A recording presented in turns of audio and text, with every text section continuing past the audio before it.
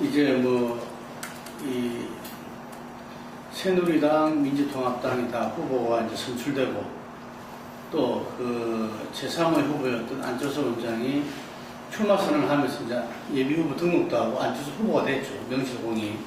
그래서 이제 대선 삼국지가 막 올랐다. 그래서 우리 이번에 카버 스토리 제목이 막 오른 대선 삼국지인데 이미 한겨레 21이라고 이런 데서 대선 삼국지 써놔가지고 약간 그건 어쩔 수 없고, 그래서 그 부분에 대해서 전반적인 어떤 이 전망과 그리고 어쨌든 유권자들이 좀 이렇게 네티즌과 국민들이 좀 판단할 수 있는 근거들, 거기에 대한 어떤 기준들, 또 좀 나아가서 평가들, 이런 것을 갖다가 공유하면서 조금이라도 대선에 이 국민들이 제대로 판단하는데 도움이 되고 하는 시간을 갖도록 하겠습니다. 자, 먼저 우리 코 박사님. 이제 제목을 삼국지로 붙였다고 설명하셨는데, 네. 이게 삼국지인지 1국, 2국지인지 사실 잘 모르겠어요. 대체로 그동안 야권은 삼국지라기보다는 1국, 2국지다 이렇게 알려주죠. 예. 그런데 삼국지로 갈 가능성 배제하기 어렵다. 되게 분위기 그렇게 잡히는 것 같아요. 좀 역설적으로 얘기하면 처음부터 1국, 2국지다 이렇게 하기보다 제대로 한번 붙어보자고 삼국지로 갔어.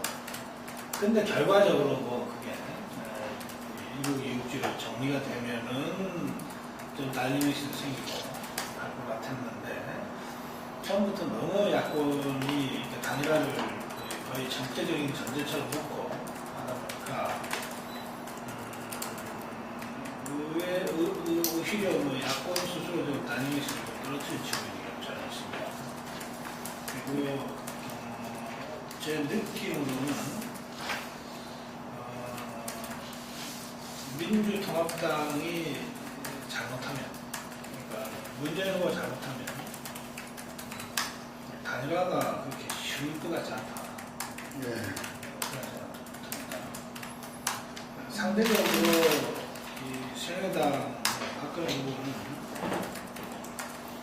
그런 정치 구도의 변수라기보다는 자기 스스로 역사 문제를 잘못 푸는 바람에 덫에 걸렸던 측면이 있는데,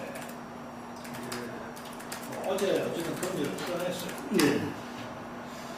그래서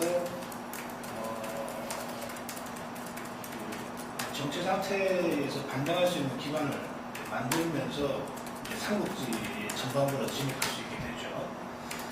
그러면서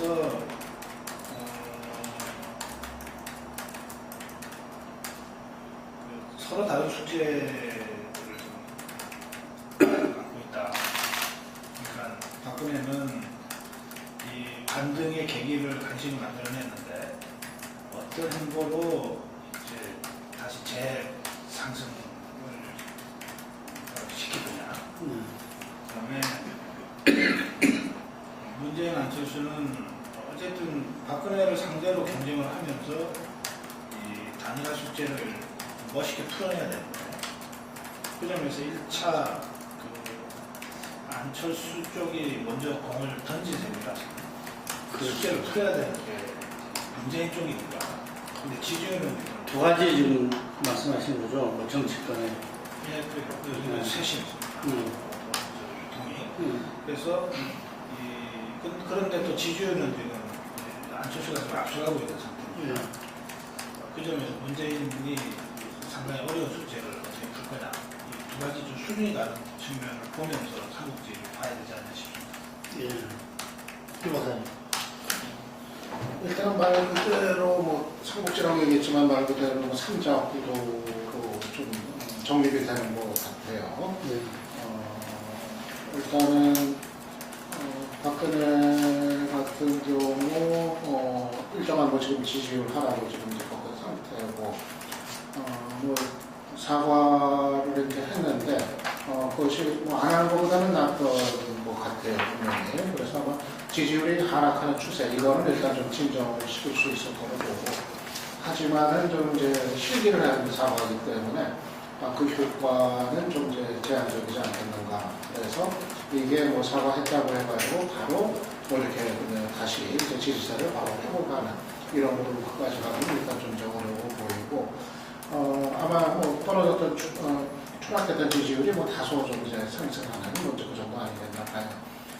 일단은 지금 그럴 수밖에 없는 것이 지금 이제 박 후보가 겪고 있는 지금 이 위기라고 하는 것이 이제는 뭐 상당히 좀 복합적인 그 요인들이 작용하는 상황이 되어버렸기 때문에 이제 친박 내부에서 연이어 터져나오는 뭐 사고들이라든가 또는 뭐 이번 과정을 거치면서 다시 가게 되는 뭐 불통의 이미지라든가 이제는 좀 여러 그리고 이제 야권 주자들의 어떤 본격적인 행보 이런 복합적인 요인으로 지금 얽힌 속에서 이제는 이 위기 상황이 지금 직면한 거였기 때문에 뭐 단지 역사인식 문제만 이제 사과를 했다고 해서 그게 바로 뭐 상황을 반전시킬 수 있는 뭐 거기까지 가기는 좀 어렵지 않겠는가 이렇게 봐요. 그래서 일단은 좀 당분간 박 후보 같은 경우는 좀 어려움이 지속되는 가운데 아마 좀 이제 지지율 이제 회복의 계기를 이제 좀 이제 엿보는 아마 그런 과정이 좀 당분간 계속되지 않겠는가 이렇게 보고 전반적인 이제 판세 주도력은 아마 이제 그 야권 쪽으로 일단은 좀 이제 좀 상대적으로 좀 넘어갈 거로 이제 예상을 합니다. 일단은 뭐 그 안철수의 지지율 지금 이제 상승 이게 지금 뚜렷이 나타나는 거로 지금 나타나고 있는데 일단은 좀 컨벤션 효과에 힘입은 것이 일차적으로 좀 크다고 봐요. 그러니까 일단 후보 출마 선언 이후 사실은 그렇게 뭐 인상적인 메시지를 계속 던져주는 그런 거는 이제 없었음에도 불구하고 지지율이 계속 상승 추세를 보이는 거. 이건 아무래도 아직까지는 좀 컨벤션 효과로 좀 볼 수 있지 않나 생각이 들고, 앞으로 안 후보 같은 경우는 뭐 계속해서 이 흐름을 이어갈 수 있는 메시지들 같은 거 이런 거를 내놓지 못할 경우에는 좀 이제 지지율에 조정을 받을 가능성도 좀 있지 않겠는가 그렇게 봤을 때는 그렇게 전망을 해보고, 그리고 이제 문재인 같은 경우는 아직은 뭐 안철수한테 지지율 격차가 유지가 이제 되고는 있지만은 어느 정도 좀 회복세에 좀 이제 접어든 상태 아닌가 좀 봐요. 아무래도 그 제1야당이 어떤 기본적인 그 기반이라는 거, 그 힘이라는 것이 이제 있기 때문에 아마 대단히 좀 점진적인 일을 하겠지만은 민주당 어떤 진진의 어떤 정치의 어떤 과정을 거치면서 아마 그렇게 안철수하고의 그 경쟁에 있어가지고 뭐 일방적으로 밀리는 뭐 이런 거는 아니지 않겠는가. 아마 상당히 좀 근접한 상황까지는 좀 갈 수 있지 않겠는가 생각을 해서 아마 다 팽팽할 것 같아요. 야권의 그 주주자들 사이의 그 경쟁도 상당히 좀 팽팽한 추세로 접어들 가능성이 좀 있어 보이고, 그리고 3자 사이의 그 정도 상당히 좀 팽팽하게 갈 가능성이 있어 보여서 아마 좀 말 그대로 좀 삼국지 뭐 아닌가 좀 싶어요. 민주당의 중지는 그 어제 한겨레 조사 PSY 조사를 보고 그 후보 단일화 경쟁은 뭐 살짝 끝나는 거 아닌가 이런 이야기 하던데 우리 이 대표께서 좀 짚어주십시오. KSY 조사가 한겨레에서 조사 결과가 어땠죠? 어떤 부분 어디서 끝났다고 했다고? 아니 그 뭐 삼자 우도, 양자 우도, 뭐 그 가상 대결, 그 다음에 문안 대결 뭐 이런 부분에 있어서도 상당히 그 안철수로 끝났다고. 그렇죠. 어디서? 한겨레 신문 조사 결과가 많이 높게 나왔다는 얘기죠. 예. 아유, 거기서 그 안문 대결은 조사 기관마다 좀 격차가 좀 있어요. 그 부분은 아무튼 지난주에 워낙 그 이벤트가 많았던 주간이기 때문에 이번 주 좀 추석 지나고 좀 봐야 될 것 같고요. 안철수 원장이 그 지난 출마 선언하는 기자회견장에서 민주당의 혁신과 국민의 동의 이제 얘기하면서 단일화에 대해서는 아무튼 정확한 얘기는 안 했지만 지향점은 자기를 중심으로 한 단일화는 분명하다고 저는 이제 느꼈는데, 결국에 그 야권 단일화가 아니어도 이 또 혹은 대선이 끝나서 정치하겠다, 이건 삼자구도도 염두에 둔 듯한 얘기를 한 거는 아무튼 그 야권 단일, 자기를 중심으로 한 야권 단일화도 좋고 정 안 되면 삼자구도로 가겠다. 아무튼 야권 단일화 과정에서 유리한 구도를 정하기 위한 어떤 레토릭이었다고 저는 보고요. 문재인 후보 입장에서는 사실 자력으로는 지금 굉장히 어렵죠.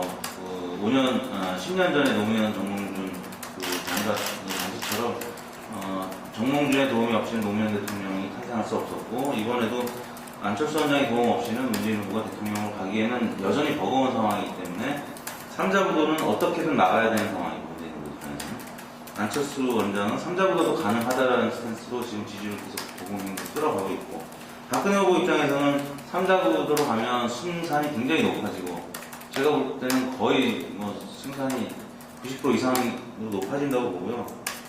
하지만 2자 구도를 이제 대비해야 되는 상황인데, 10년 전과 대비해보면 지금 안철수 원장이 2위를 하면서 1위를 지금 오차범위 내로 근접했다는 점에서 3자 구도의 가능성도 있고, 그렇기 때문에 87년 대선 때처럼 분열된 채로 대선이 치러질 수도 있다는 생각이 들거든요. 그래서 굉장히 현재로서는 혼란스러운 상황임에도 불구하고 저는 여전히 양자 구도로 대선이 치러질 가능성이 높다. 11월 25일 날 어떻게든 단일화를 이제 이뤄낼 것 같고요. 만약에 단일화가 안 되면 후보 등록을 한 채로 선거를 치르다가 결국에는 지지율에 따라서 한 사람이 레이스를 중도로 포기하고 한 사람 손을 들어주는, 어떻게든 단일화는 반드시 이루어질 것 같다는 생각이 들어요. 저 이제 쉽지는 않습니다. 박근혜의 역사 사과에 대해서 사실 민주통합당이 좀 혼선이 있었어요. 박근혜의 역사 사과 직후에 나온 우상호나 또 당 대변인에 보면 진정성이 의심된다는 쪽에 조금 방점이 찍혀 있었어요. 그런데 그 직후에 안철수가 어려운 일인데 잘했다 이렇게 바로 나왔다. 이게 명백히 이게 톤이 달랐어요. 결국은 하루 만에 문재인이 안철수 쪽을 쫓아가는 거거든요. 그래서 문재인이 직접 어려운 일 잘했다고 했고, 오늘은 이해찬이 진정성 인정한다고 했다. 그러니까 민주통합당이 하루 동안 이 박근혜 사과에 대한 대응을 놓고 상당한 문제이 있었어요. 지금 아무 일 없었던 것이 쓱 넘어가고 있는데, 저는 이게 문재인이 현충원 참배에서부터 좀 이게 그렇게 좋은 스탠스와 행보를 지금 하지 못한 결과다라고 봅니다. 그래서 나는 이런 데서 알게 모르게 지금 민주통합당은 정권을 잃고 있다고 생각합니다. 또 역으로 얘기하면 역사 문제가 굉장히 큰 문제죠. 박근혜한테. 측근들이나 뭐가 다 있어도 역사 문제를 풀지 못하면 다른 걸 아무리 잘해도 사실 수용해서 헤쳐나가기 어려웠단 말이에요. 근데 야권에서 역사 문제 재해석해라 사과하라고 기회에서 공세를 지금 몇 달째 해왔는데 과연 하겠냐라고 하는 이 전제들이 어느 정도 있었잖아요.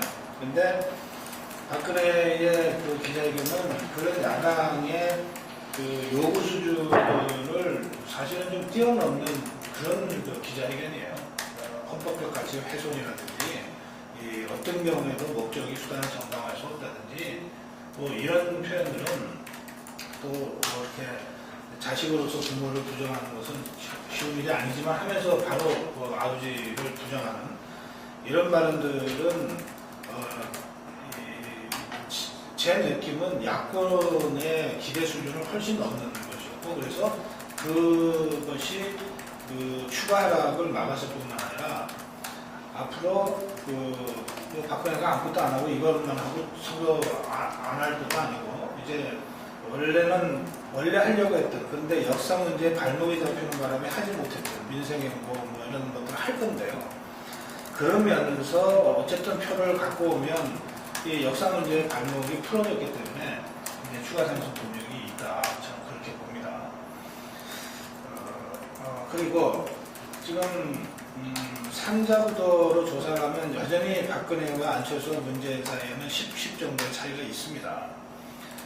그러니까 지금 1대 가상대결 구도에서 안철수가 10%를 앞섰다고 하는 것 때문에 갑자기 안철수 대세다 이렇게 얘기하는 것은 적절치 않다라고 보고요. 아니 1, 2가 지금 5% 이게 좀 아니, 뭐 그런 조사도 있고 많은 여전히 조사도 10 이상 차이가 나는 조사도 있다고요. 그래서 안철수의 상승세가 눈에 띄는데 눈에 띄고 상대적으로 안철수의 상승세와 같이 연동해서 문재인의 하락세가 같이 얘기가 돼야 된다요. 이게 네. 박근혜 표를 안철수가 잠식하는 것도 있지만 문재인 표를 잠식하는 거가 결과적으로 더 많지 않나 이런 생각이 듭니다. 그래서 박근혜도 위기지만 지금까지의 이 대선 국면의 주도권을 점점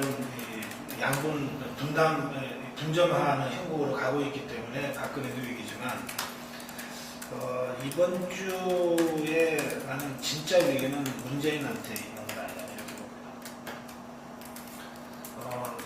아까 얘기가 나왔지만 두 사람 다 어쨌든 단일화라고 하는 것이 야권에 있어서는 거의 절대적 명제처럼 지금 돼 있는 상태에서 문재인과 안철수가 차이가 벌어지면 문재인은 뭐 박근혜랑 싸우지도 못하고 저는 정리를 당하는 처지거든요.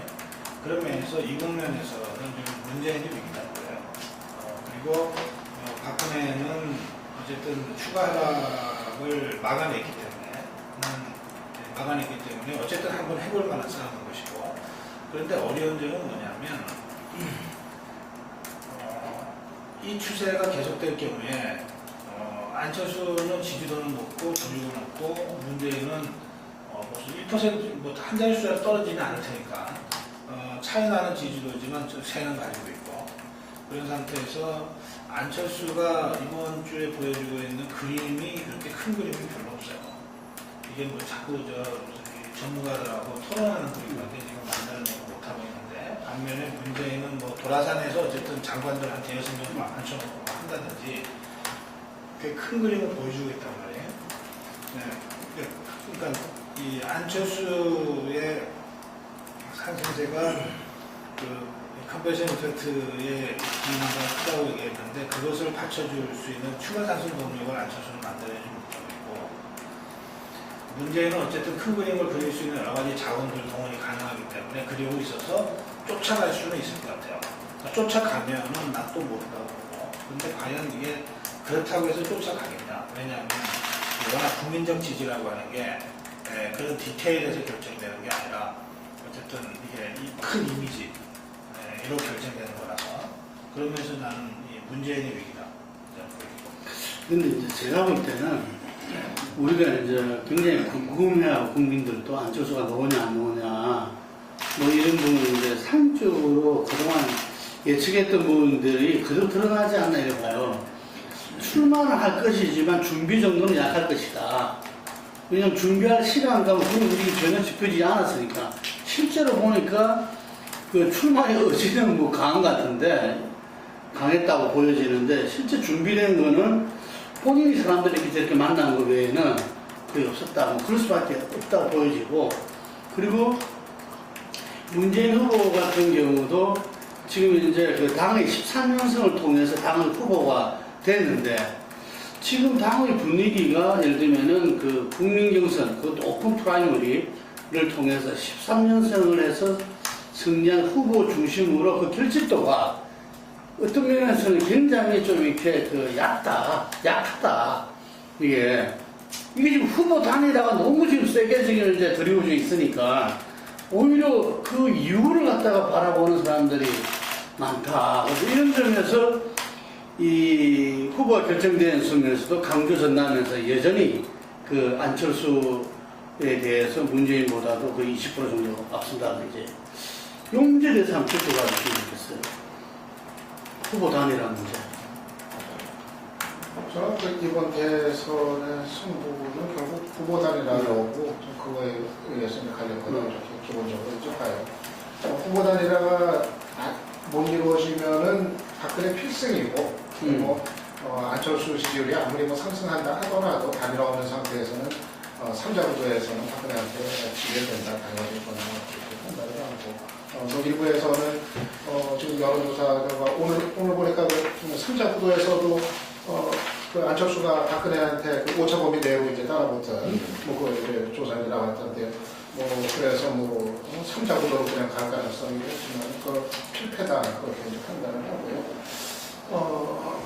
그 반대로 그러니까 야권 후보단위가 안 되면은 이제 야권이 지는 거고 필패하는 거고 반대로 야권 후보단위가 이루어지면은 저는 야권이 이기는 선거다 이렇게 봐요. 그러니까 만약에 이제 문재인이 되고 문재인이 단일 후보가 되고 안철수가 손을 들어주면서 전국을 같이 다닌다든가 아니면 반대로 안철수가 되고 민주당이 승복을 해가지고 같이 결합을 해서 같이 선거를 치른다거나 뭐 두 가지 어느 경우가 된다 하더라도 지금 상태에서는 야권이 이긴다 저는 그렇게 판단을 해요. 그래서 결국은 야권의 후보 두 사람 사이 후보 단일화 여부가 이번 대선에 승부를 이제 좌우하는 분수령이 될 거다 그런 걸 이렇게 이제 보는데 저는 과정이 어려울 수 있겠지만 후보 단일화는 될 거로 봐요.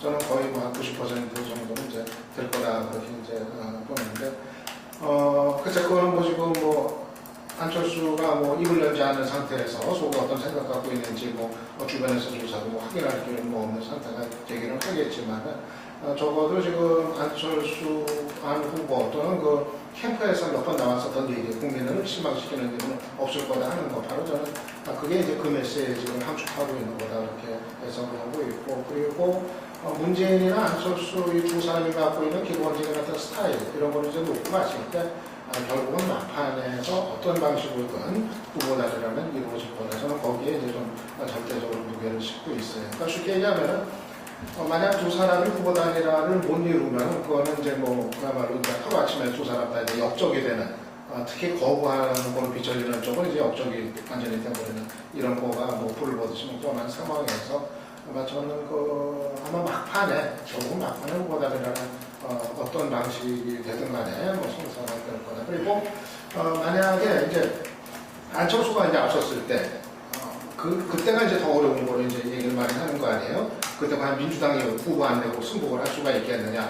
안철수가 단일 후보가 되는 거. 만약 그런 상황이 된다고 했을 때 아마 안철수의 민주당 입당도 저는 가능성은 충분히 열려 있는 문제라고 봐요. 그러니까 그 두 가지 조건 얘기했지만은 적어도 그 두 가지 조건이 충족이 되고 그런다면은 뭐 안철수가 민주당에 입당해서 대선을 치르는 거 그것도 뭐 충분히 안철수 입장에서도 검토할 수 있는 문제라고 보고 그 두 가지라는 게 사실 충분히 충족이 될 수 있는 문제거든요. 하나는 민주당의 혁신 이게 대단히 주관적인 거예요, 사실은. 그러니까. 무슨 뭐 객관적인 기준 가지고 혁신이 이루어졌냐 아니냐 판단할 수 있는 문제가 아니라 결국은 혁신에 대한 의지의 문제고 이거는 문재인이 얼마만큼 그 의지를 드러내느냐 그리고 안철수가 그걸 인정해주냐 이런 문제고 그리고 이제 국민의 동의라고 하는 거는 결국은 야권 지지층 사이에서 나중에 가서 두 사람이 반드시 단일화를 해야 된다 아니면은 이거 진다 이 여론이 야권 지지층 사이에서 확산이 되는 걸 의미하기 때문에 그거는 당연히 그렇게 가게 돼 있고 그래서 저는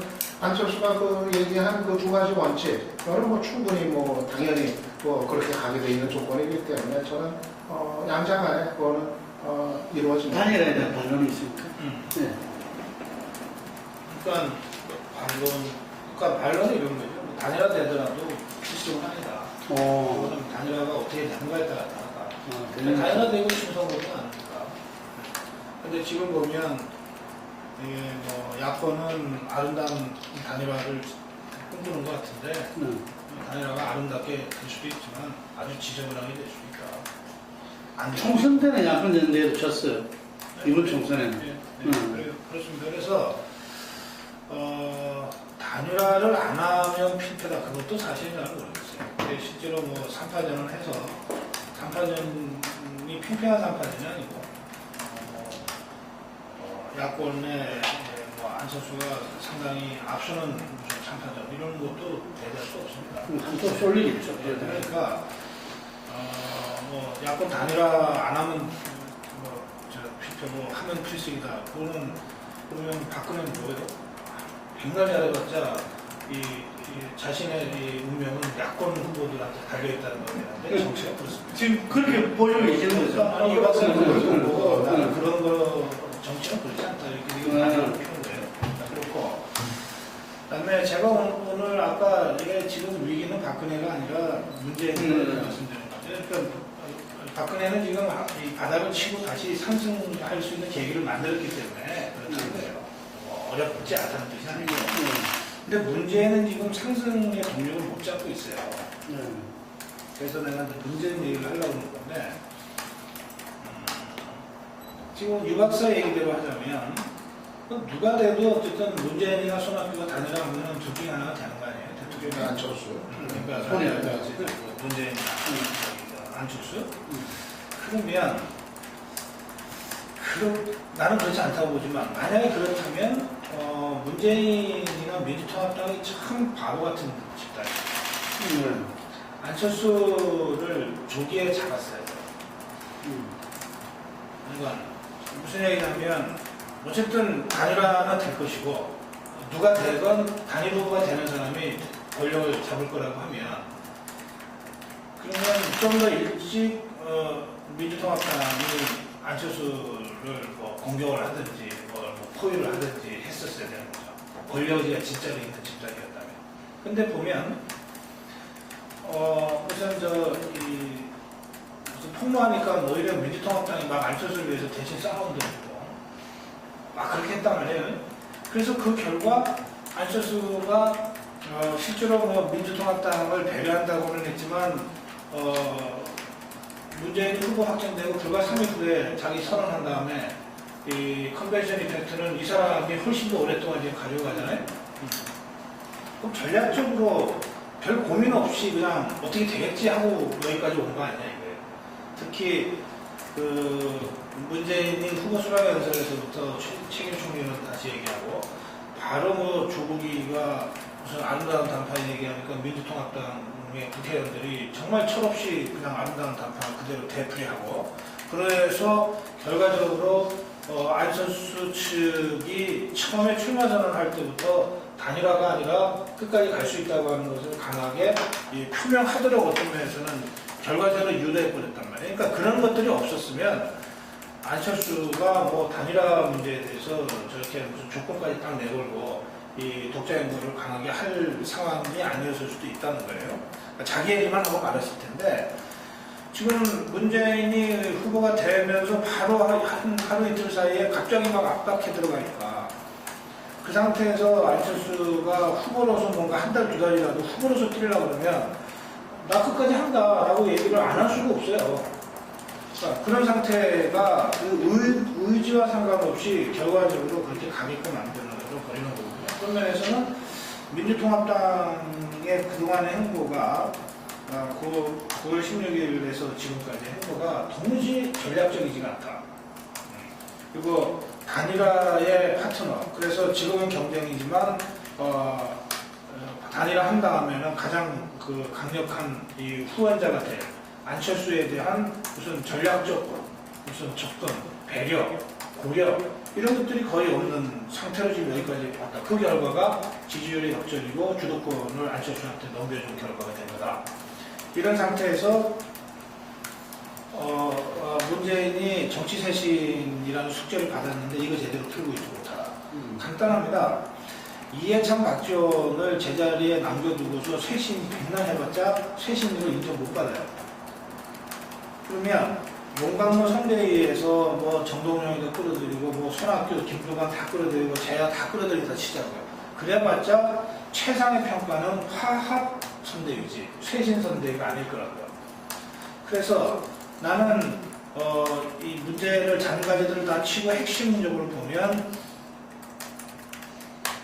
단일화라고 하는 프레임에서 보면 단일화의 주도권을 잡으려면 단일화의 칼자루를 다시 문재인이 잡으려면 안철수가 던진 정치 쇄신을 이해찬 박지원의 이선 후퇴와 당의 혁신이라고 하는 형식을 통해서 받아내고 그 과정을 통해서 자 이제 혁신했다 단일화 하자라고 다시 공을 던져야 된다는 거예요. 이런 식으로 게임을 하지 않으면 그래서 주도권을 잡지 않으면 문재인의 지지율을 계속 빠지게 돼 있다.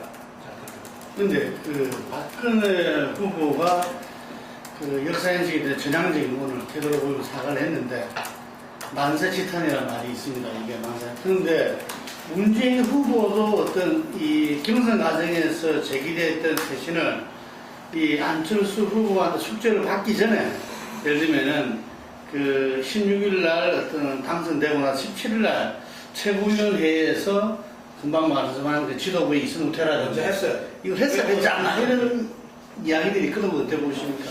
저는 그 문제는 좀 의견이 달라요. 달라요. 이제 민주당의 혁신과 관련해가지고 현실적으로 가능한 것이 이제 어떤 것이 있고 바람직한 것을 생각했을 때 저는 일단 뭐 이해찬 박지원 퇴진 문제는 저는 좀 회의적이에요, 근본적으로. 지금의 현실적으로 그거는 채택할 수 있는 방식이 좀 못 된다고 이제 보고, 지금 그거는 지도부가 일단은 공백이 돼버리는 거고, 형식적이지만, 그리고 그런다고 했을 때 그러면 이거를 다시 뽑을 거냐, 아니면 다음 순위가 이거를 김한길이 승계할 거냐, 이런 문제가 있고, 저는 그거를 지금 지도체제를 공백으로 방치하고 중단시키는 거, 이거는 좀 맞는 방법은 좀 아니라고 생각을 해요. 그리고 이미 그 이해찬 박지원은 지금 시야에서 사실상 사라져 버렸어요. 이미 어차피 그 이제 정권이 문재인한테 넘어왔기 때문에 사실은 뭐 그 체제가 존속하느냐 마느냐 이거는 실질적으로 봤을 때 저는 그렇게 큰 의미는 없다. 어차피 지금 시야에서 상당 부분 사라져 버린 이제 존재인데 그래서 저는 그냥 문재인이 그냥 정권을 행사하면서 그냥 가면 그 문제는 된다 이렇게 판단을 하고. 오히려 저는 차라리 다른 어떤 그 쇄신책, 지금 뭐 일부에서 나오는 뭐, 예를 들면 뭐, 친노 뭐, 백의종군론이라든가, 뭐 그런 거. 이거는 꼭 문재인이 이렇게 나서가지고 당신들이 이렇게 할 성질의 문제는 아니고, 과거 그 DJ 대선 치르기 전에 동교동계가 이제 그랬듯이, 물론 지금 당사자들이 다소 좀 생각을 달리하는 부분도 있겠지만, 예를 들어서 당사자들이 우리는 문재인 정권 들어서면은 최소한 정부직으로는 하지 않겠다라든가 어떤 현실적으로 가능한 범위에서 그런 하는 방법도 있을 거고 아무튼 저는 오히려 그런 거는 좀 가능성이 좀 열려 있다고 보는데 지도부 퇴진 문제는 이렇게 매달리는 건 좀 답이 그 박사님 캠프 분위기 좀 들어봤어요. 캠프 분위기 좀 들어봤어요. 어떤 문재인 캠프 말하자면 이런 겁니다. 제가 볼 때 친노 이선노 같은 경우는 명분 좋죠. 지금 현재 박근혜 후보 같은 경우는 만약에 친박 이선노 명분이 사람들한테 이미지 좋겠죠. 하지만 이전에 DJ 전에 동교동 이선노 대론도 그냥 선거 치른 다음에 안 한다는 거. 선거 치른 다음에 그 다음에 자기들이 어떤 임명직 이런 거 안 하겠다고 한 거잖아요. 근데 지금 문재인 후보 측에서는 뭐냐면은 화합 선대위를 명분으로 해가지고 예를 들면은 지금 기획단장도 없이 기획위원으로 해가지고 지금 비노 사람들 앉히고 어떤 면에서는 지금 선대위가 하는 것도 없고 되는 것도 없고 안 되는 것도 없는 그런 상황에 봉착해 있다고요. 저는 이렇게 봐요. 이게 당쇄신이라고 하는 게 상징적인 인물 한두 사람의 결단으로 쇄신 문제가 국민들한테 체감되도록 하는 것이 중요하다고 봅니다. 그러니까 지금 사실상 이해찬 박지원이 사라지지 않았냐 그랬는데 그 사람들이 당대표 원내대표인 것은 사실이고 그리고 그 사람들이 당대표 원내대표 하면서 허수아비로 있을 사람들도 아니고 실제로 그건 앞두고 무슨 친노 이선 후퇴라고 한다면 친노라는 사람들이 무슨 대단한 지위에 있었던 사람들도 아닌데 그리고 실제로 국민들은 친노라고 해도 누군지 몰라요. 예를 들어서 이호철이 이번에 하도 친노 모르니까는 선거 중간에 부산에 내려갔다 그러는데 실제로 국민들이 이호철이 누군지 어떻게 알아요? 그러니까 그런 수준으로 친노 이선 후퇴론을 접근할 것이 아니고 당대표와 원내대표가 이선을 후퇴하라고 하는 요구는 지금도 있는 거예요. 비주류 의원들이 지금도 몇십 명이 모여갖고서 요구하고 있는 건데 그래서 저는 다른 사람들로서는 될 게 아니라 이해찬과 박지원이 물러나는 것으로 당쇄신의 어떤 큰 흐름을 국민들한테 보여주는 것이 중요하다고. 그러면 지도부 공백 사태 그럴 일은 없죠. 원내대표는 그냥 의원들이 의총 한번 열어서 새로 뽑으면 됩니다. 꼭 유세를 오랫동안 해야 됩니까? 그리고 당대표는 전당대회를 통해서만 뽑게 돼 있으니까 이걸 지금 이 판에 전당대회 할 수 없잖아요. 그래서 나는 비대위 체제로 가야 된다고 생각해요. 새누리당은 총선 앞에 비대위 체제로 가서 했어요. 무슨 비대위 체제로 해서 못할 게 뭐 있습니까? 지금 사실상 대통령 후보 중심의 선대위가 그 당 지도부 역할을 하는데 그것도 따지고 보면 비례입니다, 일종의. 그러니까 자꾸 그렇게 무슨 형식 논리에 얽매일 것이 아니고 실제로 국민들이 안철수 후보가 당 지지부터 하라, 단일화 하려고 했을 때 우리 이거 했다라고 얘기하려면 적어도 당 대표나 원내대표나 투탑이 먼저 당 물러나고 그리고 대거 뭐 새로운 사람들이 좀 들어와서 자 우리 정말 제대로 좀 새로 하려고 그러니 이제 진짜 단일화 해보자 라고 해야 뭐 말이 되는 거 아니냐 이 말이에요. 그런데 그러니까 제가 한 말씀 드리면 그런데 이게 내가 왜 이 문제를 자꾸 제기하냐, 문재인이 이해찬 박지원한테 편중해서 여기까지 왔다고 하는 시각이 있습니다. 그러니까 이참에 문재인이 그 고리를 끊고 대선 후보로 정치 지도자로 홀로 서는 것을 보여주는 거가 무지무지 중요한 거예요. 국민들이 사실은 쇄신을 얘기할 때 그걸 요구하는 거죠. 그래서 국민들 같은데 하나만 물어보고. 네. 그런데 지금 이제 그 우리 이 대표가 이제 이 강조하는 게 지금 그 민주당의 정당 지지도 지금 문재인 후보가 받고 있지 못하다. 네. 이런 이야기를 갖다가 그 지적하셨는데 거기서 이 지금 민주당의 정당 지지도가 오히려 네. 어떤 조사에서는 상당히 올라가지고 새누리당과 오차범위에 지금 있는 조사도 있더라고요. 네. 그건 어떻게 보십니까? 새누리당보다 앞선 조사도 있죠. 앞선 조사에 야권 새누리당 조사하면 야권이 높아. 그거 말고 그 민주당이 민주당이 새누리당 앞선 조사는 지금 못 봤는데 앞선 조사는 아니고 이렇게 근접한 조사가 있죠. 저희 조사는 어제 조사에서도 안철수 원장이 많이 오르고 박근혜 후보가 좀 떨어진 조사에서도 민주당과 새누리당 격차는 약 10%포인트가량 리얼미터 계속 10% 났는데 다른 예. 데는 오늘 어디 보니까 1% 차이 조사도 있더라고요. 저는 일단 저희 조사 그 결과 기준으로 말씀을 드리고 싶은데요. 일단 민주당은 30%를 오르다가도 안철수 원장 등장 이후에 다시 빠졌어요. 그러니까 안철수의 타이밍 정치에 민주당은 계속 그 피해를 봤죠. 그래서 안철수 원장은 지지율을 계속 올랐다가 떨어질만하면 다시 올리고 했던 그 요인은 일종의 크기가 적고 크다 뿐이지 일종의 컨벤션 효과로 계속 그걸 유지해왔다고 보거든요.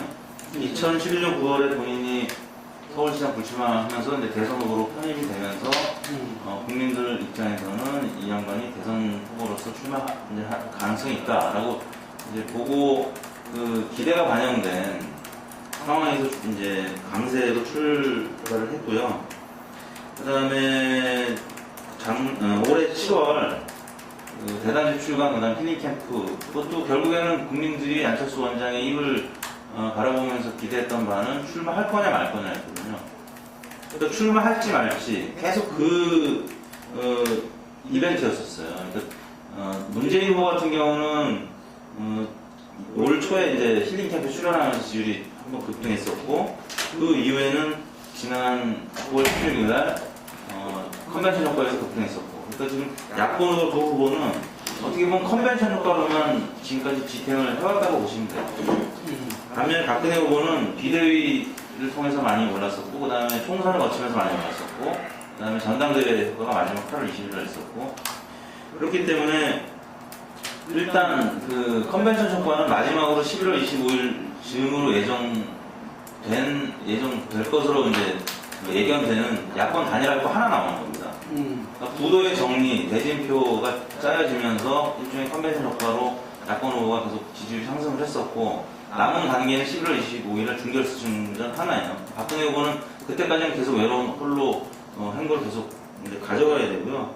11월 25일 날 이제 아무튼 중결승이 치러진다고 보면 11월 25일부터 12월 19일까지는 사실 굉장히 긴 시간이에요.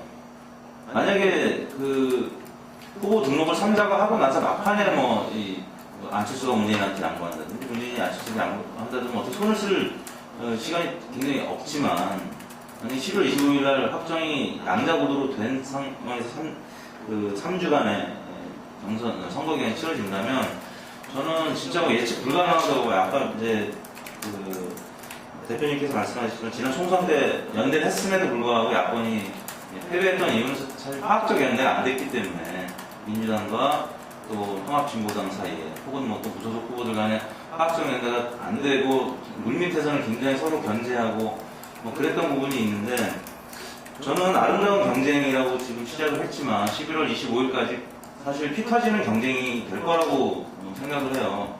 왜냐하면 민주당 입장에서도 후보를 낸 이상 어떻게든 결승에 내보내야 되는 입장이고 안철수 원장도 일단 자기 운명을 걸었잖아요. 명운을 건 싸움이기 때문에 어떻게든 남은 2개월 동안은 치킨 게임 하듯이 굉장히 치열한 경쟁을 할 거라고 보고요. 그 시기는 바로 지금부터 남은 2개월 동안인데 미안한데 이게 민주통합당 그러니까 문제는 안철수가 이겨도 좋고 저도 좋은 싸움을 하는 게 아니에요.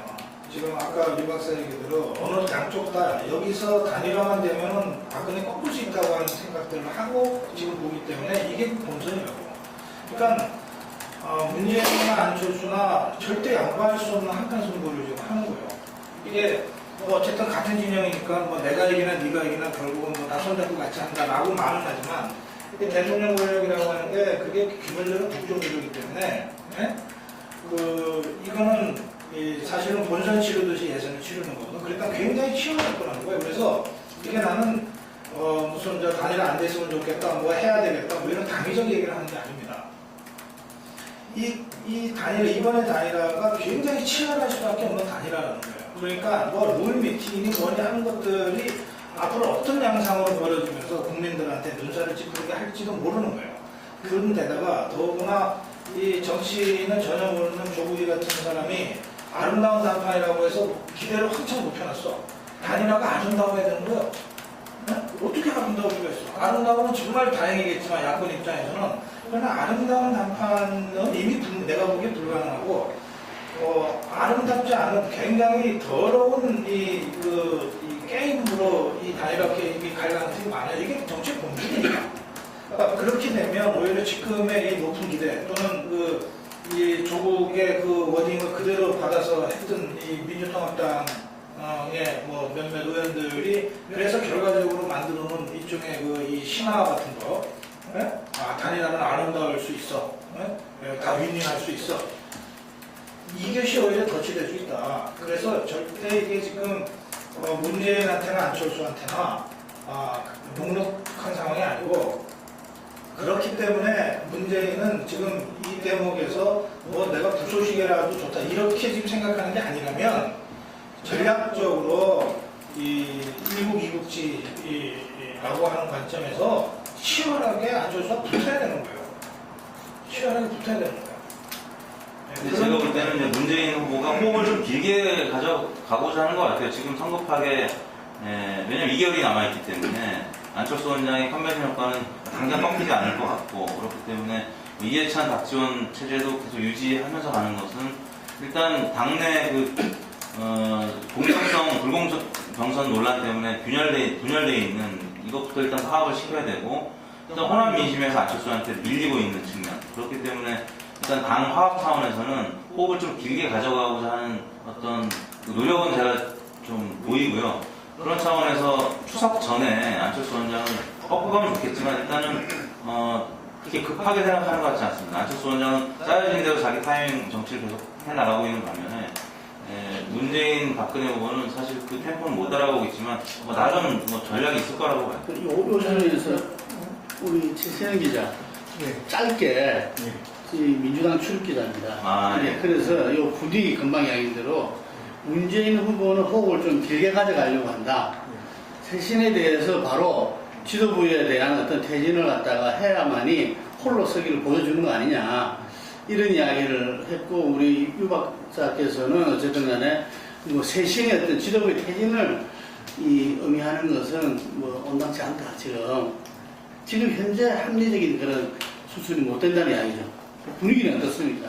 지금 현재 민주당의 분위기는 일단 사실상 이해찬 박지원 체제가 이선으로 후퇴한 거는 뭐 그런 공감대는 다 형성이 돼 있는 상태고, 근데 딱 두 가지 측면이 있는 것 같아요. 한쪽에서는 계속 이해찬 박지원 체제의 후퇴를 주장을 하고, 약간 비노 측이 주장을 하겠죠.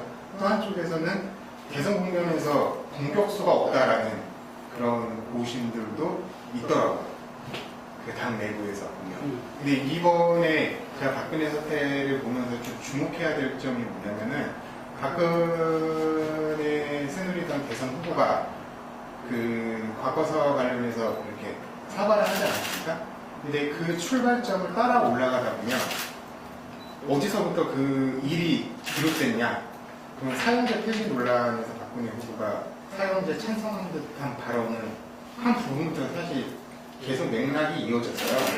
근데 그때 야권에서 유일하게 강하게 공격했던 사람이 이해찬입니다.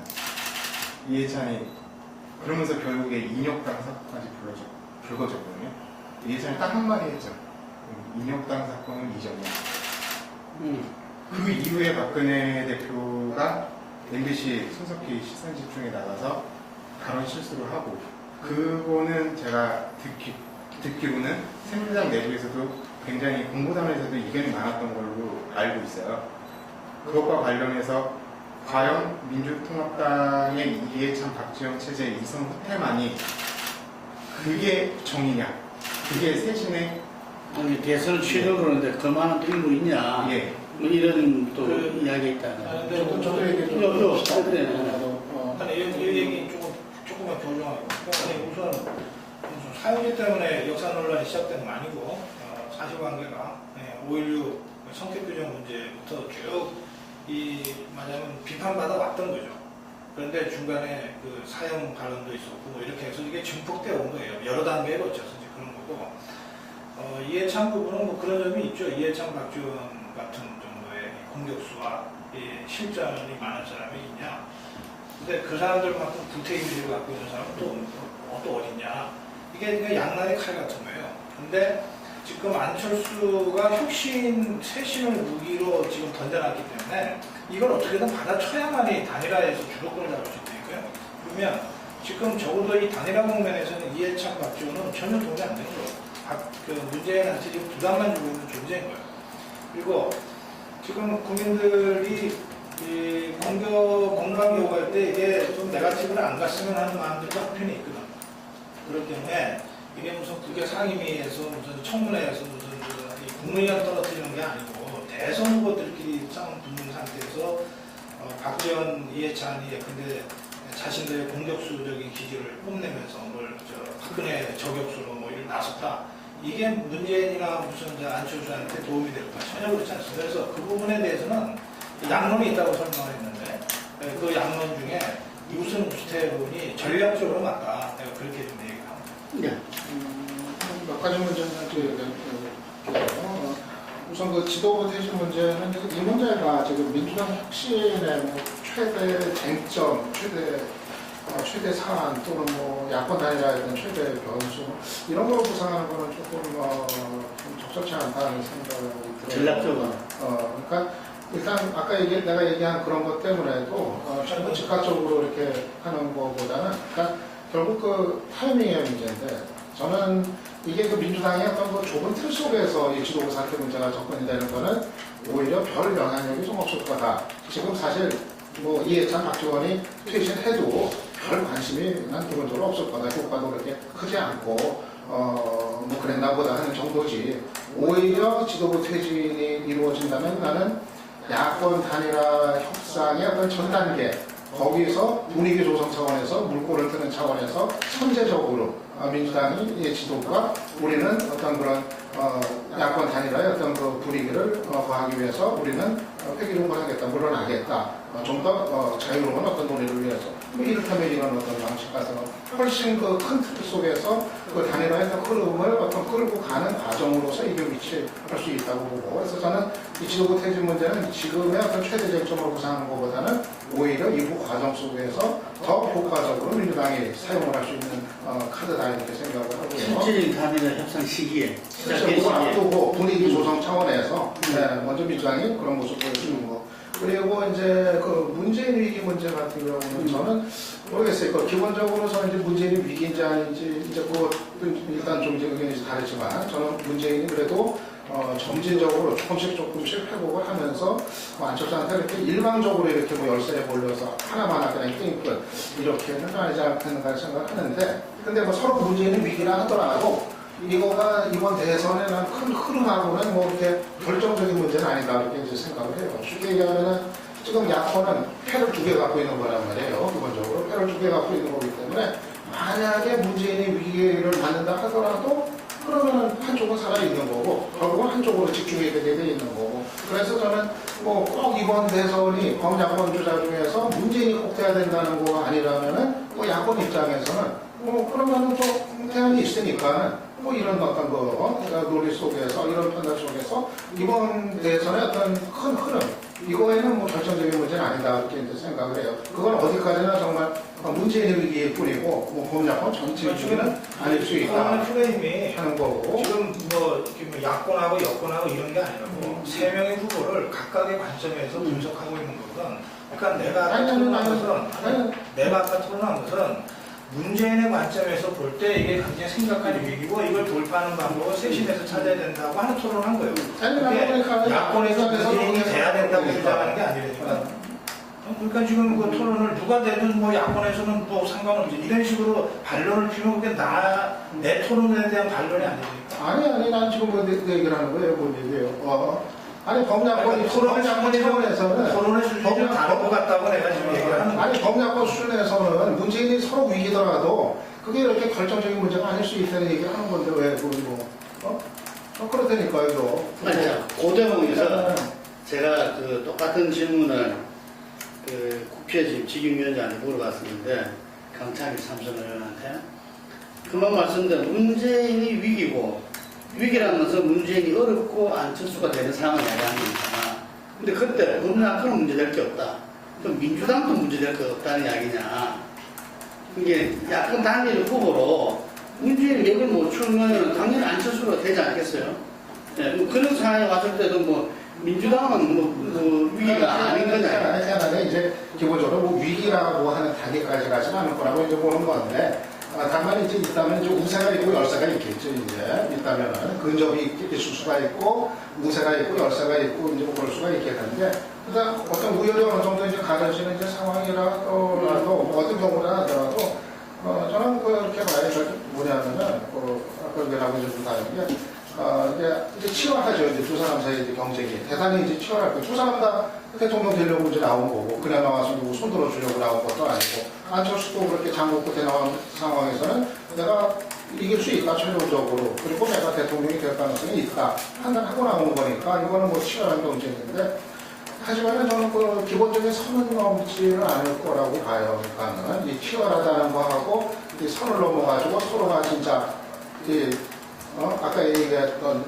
이제 얘기했었던 어떤 그 완전히 그 상처투성이에 상처가 이제 남는 이제 이제 단일화 거기까지는 이제 가지 않을 거라고 이제 보는 것이 기본적으로 양 캠프 쪽에서도 사실은 이거 선을 넘어서는 안 된다는 거 또는 어떤 그 서로 상대를 이 두 사람 사이에 있어서 상대를 어떤 그 자극하거나 비방하거나 비난하거나 이 어떤 분열과 갈등을 이제 촉발하는 거 이런 거에 대한 이제 대단히 이제 조심스러운 이제 절제하는 그 기류들은 이제 형성이 이제 돼 있다고 이제 생각이 되고 그래서 저는 치열하지만은 이것이 나중에 회복이 불능할 정도의 어떤 상처를 남기는 것까지 치닫지는 않을 거다 그렇게 이제 전망을 하고 그 과정에서 상당한 어려움과 진통은 있겠지만은 단일화 방법을 놓고서 결국은 막판에 충분히 이게 단일화 효과로 반전이 될 수 있을 정도의 그런 거 아닌가 저는 그렇게 아니 그 최신영 기자 어제 10몇 명 이 문재인 캠프의 친노 의원들이 모였다는데 저녁에 들었어요? 예, 들었습니다. 예, 그래서 굉장히 전부 다 큰 불만을 토로하고 그랬다는데 지금 이제 예를 들면은 그런 겁니다. 아까 말씀하신 대로 야권 후보 단일화가 치열하게 붙더라도 서로 상처를 주지 않는 선까지 해서 어떤 단일화 효과가 극대화되도록 아마 진행될 것이다. 이렇게 봤으니 거꾸로 말하자면은 이 민주당 입장에서는 이번 경선 때도 의원들 한 반 정도만 캠프에 참여한 거잖아요. 지금 현재도 보면은 우리가 이제 2002년이 자꾸 이렇게 아른거리잖아요. 이게 데자뷰가. 예, 그런 것처럼 지금 또 예를 들면은 안철수가 되더라도 민주당 위기가 아니다. 다시 해초목을 하면 되는 거지. 예를 들면 이런 사고들이 현재 이 문재인의 어떤 캠페인을 굉장히 좀 느슨하게 비고 있지 않나. 거기에 대한 어떤 애달픔이라든지 의지라든지 실제 어떤 강의를 하기 위해서 그런 것들. 예. 좀 글쎄요. 이것도 한판 저것도 한판이긴 한데 새누리당 경선을 보면 경선 당경선이라고 하는 거는 끝난 다음에 이긴 놈 손들어주는 걸 전제로 하는 거잖아. 이게 뭐 단일화 이 수준도 아니야 이거. 같은 식구끼리 하는 거예요. 그런데 경선의 양상을 보면 굉장히 치열하거든요. 김문수가 박근혜 비판하는 거지. 야당인지 여당인지 같은 당인지 야당에서 공격하는 건지 어떤 경우에 야당에서 공격하는 것보다 더 독하게 하잖아요. 그런데도 끝나고 나서 손들고 같이 가는 거예요. 이번에 민주통합당 경선도 보면 굉장히 치열했잖아. 어렵게. 원래 그렇게 하는 건데 지금 이 문재인과 안철수 관계는 아예 그런 의미에서 공방이 별로 없는 거죠. 아예. 이게 정상적인 건가?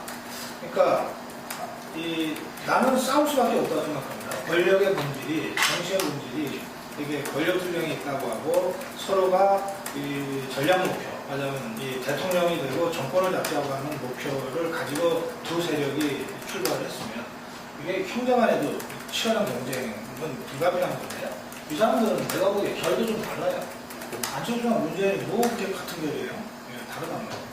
그런데 지금 서로 특히 문재인 쪽에서 조심조심하고 있어요. 그러니까 나는 이게 단순히 단일화에 대한 자신감, 어쨌든 단일화는 내가 이길 거고 그 이후에 이 사람을 잘 데리고 가는 것이 승리에 도움이 되니까 아무런 전략적 판단보다는 실제로 좀 전에 컴플레인이 있었다고 했죠. 나는 잘 안 움직인다고 봅니다. 쉽게 말해서 이해찬, 박지원은 그 2002년에 후단 효과 같은 생각을 하고 있을지 몰라요.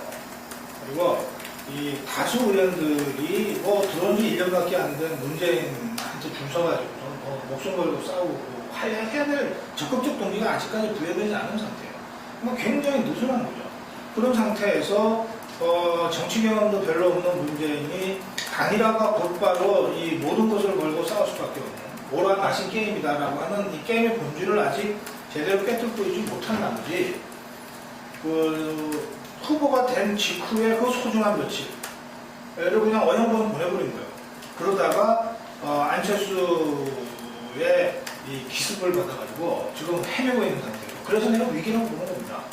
그러니까 이런 상태에서 나는 위기라고 규정하는 것이 중요한 게 아니고 나는 그런 이유로 위기라고 보기 때문에 이걸 극복하기 위해서는 예상을 뛰어넘는 쇄신책을 가지고 극복하는 수밖에 없겠다. 문재인이 지금 사지에 빠졌는데 이걸 탈출하려면 그 방법밖에 없겠다. 내가 그렇게 지금 주장을 하는 거죠. 근데 이 얘기는 역으로 안철수 쪽의 관점에서 보면 전혀 다른 이 파노라마가 그려지는 겁니다. 말하자면 단일화의 주도권을 지금 잡았는데 그래서 단일화의 가장 강력한 무게는 안철수 입장에서는 조직이 아니라 지지도란 말이에요. 그러니까 안철수는 죽으나 사나 이 지지도를 어떻게 유지해 갈 것이냐에 모든 걸 걸어야 돼. 근데 지금까지의 이 가파른 상승세와 지지도는 대체로 컨벤션 이펙트에 의거해 있는 것 같거든. 그럼 이거는 시간이 가면 갈수록 이게 퇴조되는 거 아니에요. 그러면 이 퇴조되는 컨벤션 이펙트를 대체할 만큼의 뒷심을 발휘해야 되는데 어디서 그걸 갖고 올 거냐. 근데 지난 며칠 동안 보여준 그림으로는 이게 아닌 것 같다. 그러니까 그런 의미에서 안철수의 위기가 추석 후에 좀 재현될 수도 있죠. 그러니까 그런 차원에서 제가 분석을 하는 겁니다. 분석을 해서 지금은 문재인 쪽 얘기를 하는 것이니까 문재인이 위기고 돌파는 쇄신에서부터 가야 되지 않냐. 제가 이렇게 지금 분석을 해주는 거예요. 2002년도에 그 노무현 후보와 정몽준 후보 간의 후보 단일화 과정의 역사가 있습니다. 그래서 당시에 민주당이 국민경선을 뽑은 후보를 부단행을 통해서 흔들었고 그 과정에서 온갖 이야기들이 지금 있어 왔지 않습니까? 그 주역들이 또 이렇게 다 중진으로 다 있어요. 예를 들면은. 그런데 지금 제가 이제 듣는 이야기 중에서 뭐냐면 캠프에 참가한 사람조차도 예를 들면은 안철수 쪽에 이 루트 저 루트를 통해서 사인을 보냈다는 거죠. 그런데 안 원장이 안철수 후보 측에서 사실상 그런 부분들을 오케이 한 경우가 거의 없대요. 그러니까 기존 정치권에 있는 사람들은 기본적으로는 굉장히 따진다네요. 예를 들면 어쨌든 안철수 후보 뭐 어떻게 될 것 같아갖고 저는 이제 안철수 경우는 사실 이제 출마 선언 이후에는 아까 잠깐 얘기했지만은 특별히 이렇게 인상적인 메시지는 내놓지 못했다고 생각을 이제 해요. 지금까지 지지율 상승세는 이제 컨벤션 이제 효과하고 그 이후 행보에서 이렇게 뭐 상승 효과를 다시 가져올 만한 뭐 팀도 좀 평가해 주시죠. 팀도 좀 평가해 주시죠. 돼요. 그래서 생각보다는 뭐 이제 뭐 준비가 이렇게 뭐 많이 되지 않은 상태에서 일단 이제 뭐 출마를 한 것 같다는 생각이 이제 들고, 저는 특히 정치적인 메시지가 지금 상당히 좀 빈곤한 것 같아요. 일단은 그 출마 선언에서 혁신 얘기하고 변화 얘기를 했는데, 그 이후 그거를 더 구체화하거나 어떤 대안적인 어떤 제시를 할 수 있는 그런 정치적인 메시지 이런 것이 좀 아직까지 이어지지 못하고 있다. 그래서 이 정치적 메시지를 어떻게 이어나갈 것인지 이게 당장의 좀 급한 이제 숙제라고 이제 생각이 되고, 그리고 오히려 저는 이제 그 정책면에 있어서는 뭐 사실은 이제 그 다음 문제라고 생각이 되는데, 근데 거기서는 지금 눈에 띄는 게 지금 이제 혁신 경제 지금 이제 그 얘기를 좀 하고 있단 말이에요. 아마 이제 안철수는 결국 이제 자기 어떤 그 독자적인 그 모델, 그 비전, 정책 비전 이거를 이제 거기서 찾게 될 거로 이제 보여요. 그래서 언론들이 이제 어제부터 이제 그거를 주목하기 시작을 했는데, 아마 그 혁신 경제가 결국은 이제 성장 동력하고 그리고 이제 경제 민주화 복지 이거 두 개를 이제 같이 가져간다 이거니까 기존의 민주당 거하고도 다르고 이제 그 새누리당 거하고도 이제 다르고 기존의 경제 민주화하고 다르고, 그래서 아마 이거가 사실은 그 야권층하고 중도층을 좀 같이 껴안고 갈 수 있는, 그러면서도 안철수의 어떤 그 통합형의 그 기조 이거하고 좀 맞을 수 있는 그런 거 아닌가 생각이 들어서 나는 그거를 이제 더 대중적으로 좀 쉽게 풀고 반복적으로 해나가고 더 보완을 하고 그러면은 아마 그 대선 과정에서 안철수의 어떤 그 고유의 거로 좀 발전시킬 수 있다 그렇게 이제 생각이 이제 들어요. 그래서 그렇고, 그래서 뭐 양측면은 뭐 그렇고, 뭐 캠프에 대해서는 캠프로 치면은 사실 뭐 기존 정당, 기존 정치의 캠프에 비하면은 굉장히 단촐하고 그야말로 뭐 안철수식의 캠프죠. 몸에 아주 단촐하고 어떻게 보면은 진짜 뭐 소박하고 순진무구한 그런 이제 캠프고, 사실 뭐 맨파워가 뭐 이렇게 뭐 빵빵한 것도 아니고 보니까 뭐 그렇단 말이에요. 근데 뭐 지금 상황에서는 안철수식으로 해나가는 것밖에 없는 것 같아요. 그래서 뭐 안철수는 안철수식대로 했을 때 비로소 그 상승세를 이어나갈 수 있는 거고, 이거를 또 현실적으로 뭐 이거 모방하고 저거 모방하고 흉내내다가는 죽수밖에 안 되고, 그래서 저는 이런 거는 안철수식대로 그런 캠프라든가 전반적인 선거 치러나가는 방식도 안철수식대로 해나가는 안철수식이 뭐죠? 안철수식이라는 새로운 방식, 그러니까 꼭 기성정치의 거를 뭐 그대로 뭐 흉내내거나 꼭 그렇게 해야 된다 쫓아가는 것이 아니라 이게 좀 정치 쇄신을 선거로 출마 선언하면서 세게 박아서 기성정치권을 수혈하는 거가 쉽지가 않아요. 그리고 안철수라는 상품의 그 브랜드도 이게 기존 정치권이 아닌 이런 데서 좀 컸기 때문에 민주통합당이나 뭐 새누리당에서 현역 의원들을 받아들이는 순간 그 자기의 브랜드를 잠식해버리는 측면이 있습니다. 그래서 당연히 그쪽에서 가고 싶은 사람은 많지만 받아주지는 않겠죠. 그 상황은 앞으로도 계속됩니다. 그런데 그렇게 되면 어떻게 되는가 하면 결국은 선거를 안철수가 거의 혼자서 치게하면 되는 상황으로 점점 몰리죠. 역시 이게 선거라고 하는 게 특히 이 대선과 같은 거는 상당한 경험과 운영해본 그 노하우들이 여러 가지 형태로 이제 발휘가 되는 건데, 지금 박선수 빼놓고는 이게 선거를 좀 아는 선수들이 지금 거의 없는 상태에서 지금 선거를 이미 시작을 했기 때문에 거기서는 뭐 실수는 어떤 면에서는 좀 별로 없을지 모르지만 그 하중은 다른 후보보다 굉장히 많이 받을 겁니다. 거의 모든 판단을 아마 안철수 후보가 직접 해야 될 거예요. 그런 점이 있고 원래 스타일도 원래 그 만기칠라는 스타일이 그거예요. 그러니까 네. 그 스타일이 맞기 때문에 그냥 그렇게 가는 것이 크게 이상하지 않을 텐데 근데 이게 그 무슨 기업 하나 운영하는 것하고 다르단 말이에요. 그래서 그 부담이 조기에 굉장히 강하게 올 수 있다는 겁니다. 두 번째는 제가 그쪽 캠프 사람들하고 이렇게 인터뷰를 해보면서 느낀 것이 이 사람들은 거의 자기 얘기를 안 하더라고요. 그러니까 무슨 얘기냐면 거의 모든 정치적인 정책적 메시지를 안철수만 지금 발신해요. 그러면 그 틀 안에서 어떻게든 이 문제가 안 생기도록 하는 거예요. 그래서 안철수 쪽 사람하고 인터뷰를 해서 뉴스가 안 나와요. 보통은 새누리나 민주통합당이나 보면 뭐 대개 그쪽도 후보가 아웃라인 정해지면 그 안에서 움직이면 그래도 뉴스가 한두 개는 나온단 말이에요. 근데 안철수 쪽은 거의 다른 뉴스가 안 나옵니다. 유민영이 그동안 대변인 역할을 제일 오래 했잖아요. 근데 유민영이 만들어낸 뉴스는 하나도 없어요. 그렇지. 하자면 이런 겁니다. 그래서 그러니까 조금 전에 이제 첫 번째 얘기했듯이 안철수 후보가 점점 하중한 그 하중을 받게 될 가능성이 많다. 근데 실제로 지금 캠프 양상도 그렇다. 이런 거고요.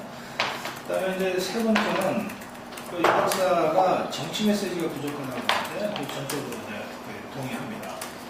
그러니까 이 사람이 이번 주에 보여준 그림은 전문가들하고 회의하는 거가 제일 많아요.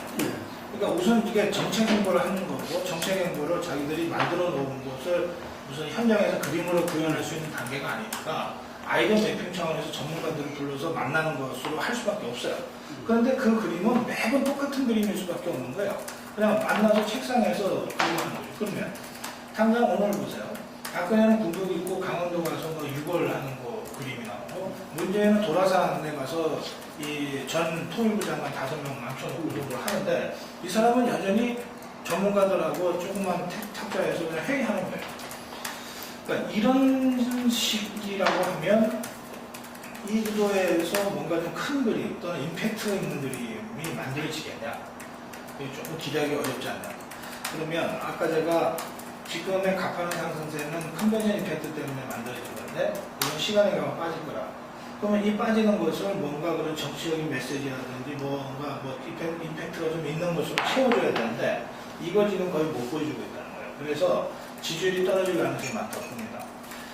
그럼에도 불구하고 역시 상대적이라서 이렇게 안철수가 뒷심을 뭔가를 잘 보여주지 못해서 지지율이 떨어질 때 문재인이 쇄신하지 못하고 지금과 같은 모습 그대로 그냥 가면 그러면 안철수의 지지율 하락이 문재인의 상승으로 연결이 안 된단 말이에요. 그러니까 동반 추락이 되거나 아니면 그냥 그 상태로 사실은 떨어지지만 그냥 유지가 되는 식으로 올 수 있어요. 그래서 나는 다시 돌아와서 보면 문재인이 지금 쇄신을 제대로 하면 따라잡을 수 있다. 그 얘기를 다시 하는 거죠. 예, 그러니까 지금 어쨌든 간에 문재인 위기라 그랬지만 그 안철수가 짱하고 나타나는데 지금 이제 뭐 어떤 면에서 준비된 게 별로 없어가지고 컨벤션 효과에 의지한 지지율이지 정말 그 대통령으로서 국민 지지는 지금 이제 좀 어렵지 않느냐. 이게 추석 이후에 조금 이 현재 상승세 조정될 수도 있다 이런 이야기인데. 지금까지는 뭐 그 여건 자체가 안철수 원장한테는 굉장히 유리한 여건이었었고요. 일단 출마 선언도 제일 마지막에 했고 모든 사안에 대해서 정반 합적인 박근혜 후보, 문재인 후보가 내세웠던 것들을 다 정리해서 종합 선거 세트로 이제 유권자들한테 보여주는 그런 유리한 입장이라고 보고요. 이제 향후에 아주 똑같은 조건에서 같이 어떤 그 난해한 이슈에 대해서 뭔가 어떤 입장을 밝혀야 될 때 그런 입장이 곧 도래할 텐데 그게 정책 토론이든 TV 토론 과정에서 도래할 텐데 뭐 가령 뭐 한미 FTA, 뭐 폐기, 재협상 문제 이런 문제들에 대해서 어떤 입장을 취할 것인지 그런 문제에 토론하고 또 그 대변인들조차 아직 뭐 메시지가 없는 상황이지만 그런 대변인들도 이제 메시지 창구가 한두 군데 창구가 생겨서 얘기를 하다 보면 그 김재원 전 대변인 이제 뭐 사실 대변인으로 내정된 건 임명된 건 아니었으니까.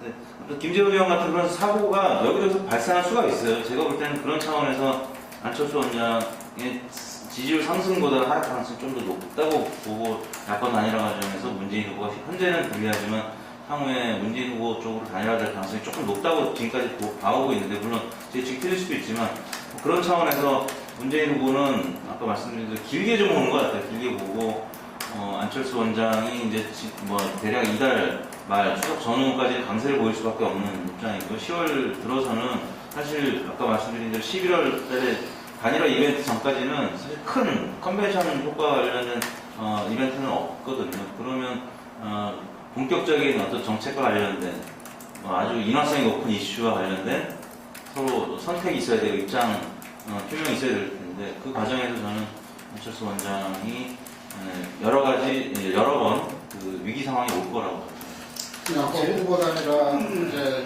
논의 본격적으로 들어가려면 아직도 한 달이나 남았거든요. 지금. 그렇죠. 한 달이면 이게 긴 기간이에요. 지금.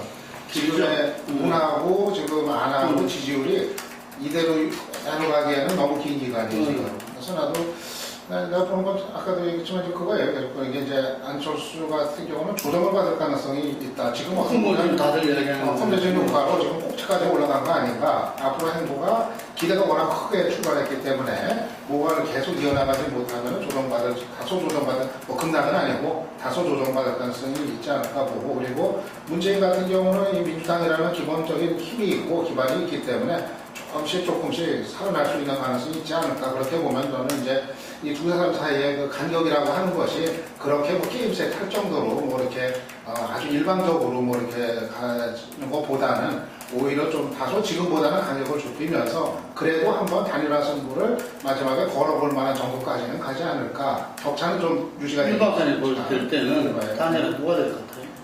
지금대로 가면 일단 안철수가 유리하죠. 일단은 여론조사 지지율이 우선이니까. 근데 저는 최적의 조건으로 봐요. 일단 두 사람 중에 누가 되든 간에 문철수 문이 되면 뭐 쉽게 판이 정리가 되는 거고, 안이 됐을 때 이제 현재 추세는 안이 될 가능성이 조금 더 높다고 보는데, 그렇게 되면은 저는 그 대신 민주당에 입당을 하는 것과 같이 맞물리면서 민주당이 혁신의지 보여주고, 안철수가 만약 단일 후보 되면 안철수는 민주당에 입당을 하고, 이런 식으로 해서 야권파는 정리가 되는 게 좀 최적의 그거 아닙니까? 저는 안철수한테 짧게 문제 제기를 한다면은, 저는 안철수 생각에서 드러난 것들이 상당히 그 많은 부분들이 좀 지그재그였다. 이 부분에서는 또 좀 이렇게 좀 민주당스럽고, 이쪽에서는 또 새누리당스러운, 뭐 하여튼 이런 모습들로 지그재그였다, 이런 생각이 들고, 이번에 출마 선언문에 보면은 그런 말을 했어요. 대통합을 이야기하면서 선거 때 국민이 반을적으로 그 싸우는 것은 대통합의 진정성이 없다, 뭐 이런 표현을 썼는데, 실제로 보면 현실을 좀 이렇게 무시하는 거 아니냐. 예를 들면은 그 국민들이 왜 국회에서 싸움만 하자 그러지만 싸울 수밖에 없기 때문에 국회의원들이 싸우는 거죠. 실제로 그걸 또 언론에서 그렇게 계속 때리면서 한편으로는 정치에 대한 불신, 예를 들면 정치에 대한 무관심을 갖다가 강조하는 표현이 있는 거고, 그래서 그런 부분들에 대해서 어찌 말하면 상당히 좀 무섭다. 예를 들면 실제 지금 민심에서 여론조사 지지에서 이렇게 상승을 노린 그 포인트마다만 지적인 거 아니냐. 어떤 측면에서는 일련의 과정들이 선거공학적인 냄새가 너무 많이 난다. 이런 문제 제기를 좀 하고 싶어요. 다른데 공학이라기보다는 이 안철수는 아직 어린 왕자의 그 상태를 벗어나지 못한 것 같아요. 이미 이제 발언 진흙탕을 내려서 대선판이라고 하는 이 진흙탕을 내려섰는데, 여전히 자기는 아직 그 어린 왕자처럼. 그래서 아까 유 박사가 안철수 스타일 얘기했는데, 난 지금 이 보이는 그림이 안철수 스타일이거든요. 예를 들면 자기가 그냥 전문가 모아갖고서 그냥 그 분야에 대해서 몇 마디 하는 거가 정책이고 공약이고, 그렇게 하면 된다고 생각하는 거예요. 그리고 모든 문제도 자기가 직접 얘기하고, 시스템 같은 거 별로 중요하지 않고 지금 당연히 그렇게 얘기하고 있는 것 같아요. 그래서 이런 그 자기가 직접 하면 된다. 정책도 정치도 이런 그 아주 순진한 이 어린 왕자 같은 이런 마인드가 여전히 지금 보이고 있기 때문에 그런 발언들이 그냥 쉽게 나오는 거예요. 이게 조금만 정치 현실을 좀 천착해서 알면 그 말이 맞는 말이지만 그렇게 쉽게 못하는 말이에요. 네. 근데 그냥 아무렇지도 않게 쉽게 그냥 얘기하는 거예요. 그런 얘기를. 이게 후보끼리 만나서 정말 이 싸우지 말고 좀 선의의 경쟁하기로 약속하고 그렇게 합시다. 얼마나 좋은 마음이에요. 근데 그렇게 못하는 거 아니에요. 아까 이택수 대표 얘기했듯이 그렇게 제안하면 어떤 후보가 그걸 받을 수 있냐는 거예요.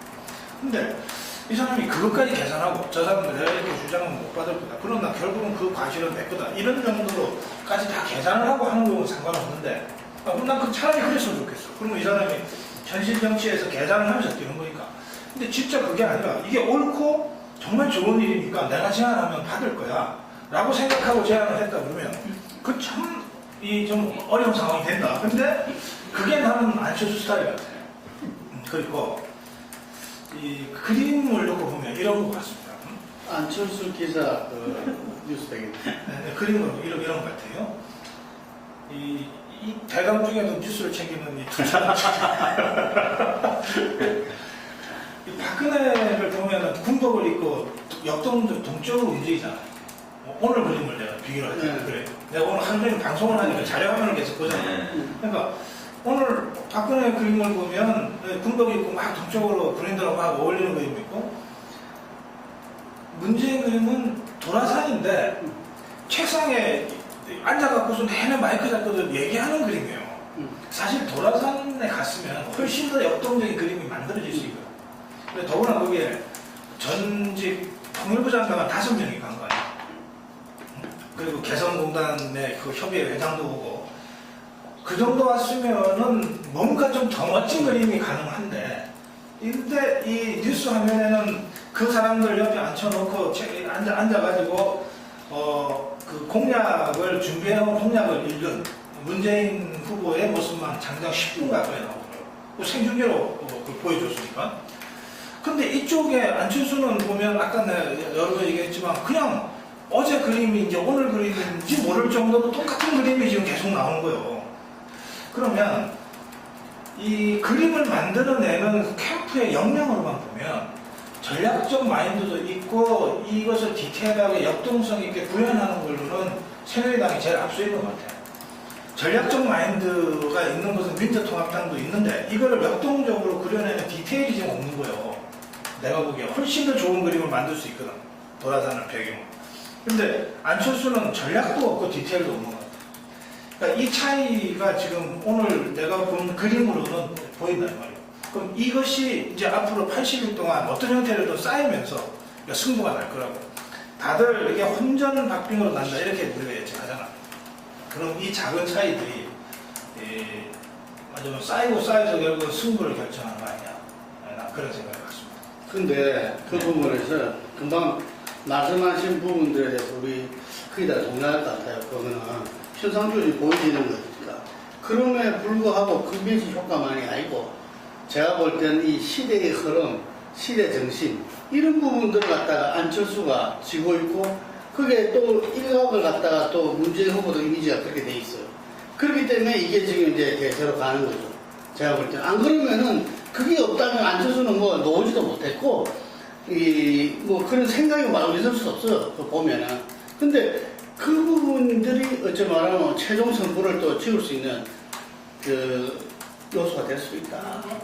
네. 안철수 원장이 그러니까 지금 현재 그 얘기죠. 그러니까 여러 가지 그 정치공학적인 그런 결과들을 또는 그런 판단들을 안철수 현상이 지금 현재로서는 넘어서고 있다. 그런 것들을 이제 지금 현재 그런 상태죠. 그런데 이제 앞으로 한 달만 어떻게 전개돼가지고 국감이라든지 뭐 여러 부분들에서 또 암초에 걸리고 뭐 예를 들면은 뭐 그렇다는 이야기인 거죠. 네, 박근혜는 이제 역사문제 재해석과 사과라고 하는 가장 어려운 숙제를 어제는 풀었어요. 풀어서 이제 추가 당선 동력을 만드는 숙제가 지금 남아 있는 겁니다. 그다음에 문재인은 이 당 쇄신이라고 하는 숙제를 아직 못 풀고 있어요. 나는 이것이 핵심 고리라고 봅니다. 박근혜한테 역사 대해석의 핵심골이었듯이 문재인한테는 당시 정치 대신의 핵심골이라고 봅니다. 이걸 빨리 풀어야 돼요. 안철수는 역시 이 정치적 메시지, 그러니까 정치 리더로서의 메시지죠. 이게 뭐 좋은 기업가나 이런 것이 아니라 정치 리더, 대통령이 될 정치 리더로서의 정치적 메시지가 지금 준비가 안 돼 있는 것 같습니다. 그래서 이 부분을 어쨌든 풀어야 된다. 동시에 세 후보 모두 공이 갖고 있는 문제가 하나 있어요. 숙제가. 그게 캠프 구성입니다. 이게 다 이렇게 이리저리 연관돼 있죠. 연관돼 있는데, 근데 문재인 같으면 당쇄신과 캠프 용광로 선대위 구성이 따로 떨어져 있는 문제는 아니죠. 그러나 국민들 입장에서는 어쨌든 대선 캠프라고 하는 것이 이제 총선 추석 지나고 나서나 추석 전에 발표가 되면 뭐 이제 다 이제 사람 얼굴들을 가지고 비교를 하기 제일 쉽잖아요. 정책 추상적인 정책이나 숫자 갖고가 아니라. 그럴 경우에 박근혜 선대위나 문재인 선대위나 안철수 선대위의 간판 인물이 누가 될 거냐. 근데 이 간판 인물이 국민들 입장에서는 좀 신선하고 새로운 사람이었으면 좋겠는데 또 무명한 사람 별로야. 누군지 모르는 사람은 아무리 새로 봐도 그게 별로 임팩트 없어. 굉장히 잘 아는 신망 있는 굉장히 유명한 사람인데 정치권에서는 상당히 파격적일 수 있는, 그리고 뭐 하여튼 이런 사람들을 한 명이라도 세워놔야 벌써 얘기거리가 될 거예요. 안 그러면 근데 박근혜가 이재호, 정몽준을 백날 갖다 앉혀봤자 그 국민들 입장에서 그 새로운 게 아니죠. 자기들끼리는 새로울지 몰라요. 네. 그런 식으로 해서 이 대선 캠프를 어떻게 임팩트 있게 구성하냐, 이 숙제를 세 후보가 모두 같이 갖고 있다. 네. 네, 저는 그 박근혜 후보의 기자회견 어제 저는 메시지는 굉장히 좋았고 또 경쟁 후보들도 평가를 긍정적으로 했다는 점에서는 저도 긍정 평가하는데요. 어제 월요일 9시라는 시점을 선택한 거, 그리고 또 공보단에서 이미 여론조사 기관들 적어도 9개 기관이 긴급 여론조사 결과를 투할 거를 만약에 몰랐다면 무능한 거고 알았다면 왜 월요일을 잡았는지. 왜냐면 밴드웨건 효과가 월요일 화요일 날은 어차피 불가피하게 좀 퍼질 수밖에 없는 상황이었는데, 그런 차원에서는 아무튼 기자회견 효과가 굉장히 좀 버퍼링이 좀 있을 수밖에 없는 상황이 되어버렸고요. 그러니까 메시지는 굉장히 평가를 받을 수 있는 상황이었음에도 불구하고 미디어 활용 면에서, 그런 면에서는 안철수 원장의 지금까지의 행보를 보면 굉장히 이분이 V3를 만든 어떻게 보면 전산 전문가이기 때문에 공학에 있어서는 굉장히 어떤 공학이든 그게 정치공학이든 뛰어난 셈법을 지금까지 가져왔고, 많은 저를 포함한 전문가들이 예측한 것보다 훨씬 더 뒤늦게 뛰어들었지만 좀 실기한 거 아니냐는 얘기를 했지만, 그럼에도 불구하고 현 시점에서 굉장히 고공행진을 하고 있다는 점은 저는 인정을 해줘야 된다고 봐요. 근데 향후에도 이게 계속 지속이 될지, 왜냐면 이제는 판이 달라졌지, 정치인으로서 진흙탕에 들어왔기 때문에 판이 달라졌기 때문에 계속 지속이 될지는 모르겠는데, 지금까지는 아무튼 정치공학적으로 안철수 원장이 굉장히 뛰어난 정치 9단 이상의 행보를 보여갔다는 점은 인정을 해줘야 될 것 같고요. 박근혜 후보 같은 경우는 일단 어제 기자회견으로 역사관 관련해서는 일단 방점을 찍었지만, 향후에 뭔가 지속적인 화합형 대통합위원장 인선, 그리고 본인의 또 행보, 이게 굉장히 중요할 것 같고요. 안철수가 보여줬던 그런 어떤 공학적인 그런 부분을 새누리당이 어느 정도는 좀 차용할 필요도 있다고 봐요. 지금 그냥 과묵하게 그냥 계속 묵직하게만 걸어가면 여러 가지 기교를 부리는 경쟁 후보들에서 좀 뒤처질 수도 있다라는 말씀을 마지막으로 드리겠습니다. 짧게 할게요. 저는 이번 대선은 한 3차례 정도 이제 남은 기간에 변곡점이 있지 않을까 예상합니다. 일단 지금 1차 변곡점은 지금 이제 진행이 되고 있는 것 같고, 아마 추석 연기간까지 이제 거치면서 일단 그러니까 기존의 박근혜 우세에서 야권 우세로 지금 이제 좀 1차 전국점을 좀 통과하고 있는 것 아닌가 이렇게 생각하고 있고, 그리고 그냥 뭐 그 이후 이제 각 세 사람의 그 세 후보의 여러 가지 호화실, 강약 이런 것이 이제 더 이제 드러나면서 아마 뭐 10월 한 중순 정도 이제 거치면서 뭐 지지율에 어떤 좀 변화 추이가 있어요. 뭐 방향이 어떻게 될 것인지 지금 뭐 예단하기는 어렵지만 아무튼 뭐 그런 정도 있지 않을까 예상이 되고, 그리고 마지막 3차 전국점이 결국은 이제 야권의 후보 단일화의 이제 그 성사 여부, 또 어떤 방식으로 이제 어떻게 결판이 나느냐, 그게 이제 최종 전국점이 되지 않겠는가. 그리고 바로 후보 등록하고 그거로 이제 그냥 끝까지 결과는 그렇게 나오는 그렇지 않을까 저는 이렇게. 그래서 10월 19일까지 아직은 상당히 좀 긴 시간일 것 같네요. 예, 그럼 여기까지 하겠습니다.